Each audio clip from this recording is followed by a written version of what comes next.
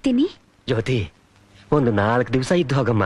ಇಲ್ಲಪ್ಪ, ನನ್ನ ಮನೆ ಅಲ್ಲಿದೆ, ನಾನು ಹೋಗಲೇಬೇಕು. ನಿನ್ನ ಅಳಿಯಂದ್ರು ನನಗಾಗಿ ಕಾಯ್ತಾ ಇರ್ತಾರೆ. ಆಶೀರ್ವಾದ ಮಾಡಪ್ಪ. ಸುಖವಾಗಿ ಹೋಗ್ಬಾ ಅಮ್ಮ.